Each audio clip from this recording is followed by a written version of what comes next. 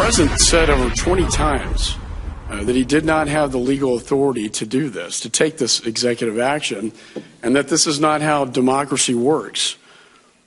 Do you agree with that prior statement? I've looked at various excerpts of remarks by the president concerning his legal authority to act. I do not believe that what we have done is inconsistent with that. What? Well, Congressman Michael McCaul pushing back on the president's executive action plan on amnesty. So how does the GOP plan to tackle it? Joining us right now to discuss it is Chairman Michael McCaul of Texas. Good morning, Chairman. Good morning. Thanks for having me, Steve. We just saw Jay Johnson. It was the first time he'd been up on Capitol Hill since the President of the United States announced his executive order on immigration, where he sideswiped Congress. There is a right way to do things, and there is a wrong way to do things. And clearly, your side believes this is the wrong way. Well, that's what I've been saying all along. There's a right way to do it and a wrong way. The right way to do it is to go through Congress. I mean, you and I talked about how it's as basic as the Schoolhouse Rock educational video about how a bill becomes law. Sure. A bill sitting on Capitol Hill, and he throws in an executive order and basically destroys the democratic process. That's why it is so offensive, I think, to our democracy, but also undermines our Constitution.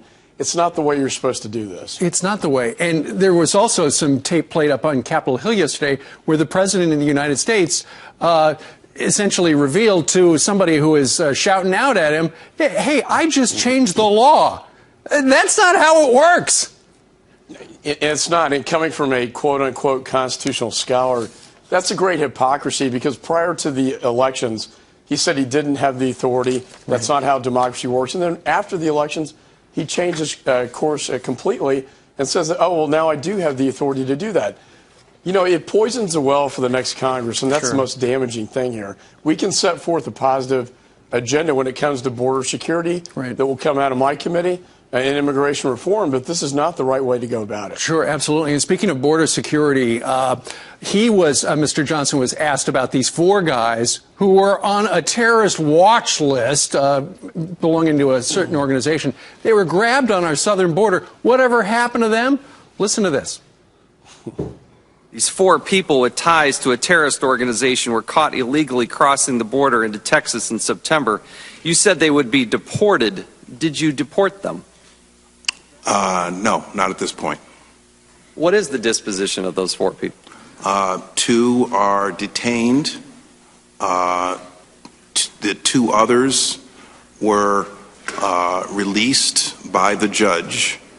Not my preference. They were released by the judge, and they fled to Canada, and they are seeking asylum in Canada. Chairman, they were still on the list, and we let them through. Well, and what happened to the no-fly list? I mean, you had two that were released, and they flew to Canada. I'm not sure what happened with the no-fly list. Now, I'll tell you, this designation is an old one. The Kurds do fight ISIS, and that's important to say in this case. These are 4 Kurds.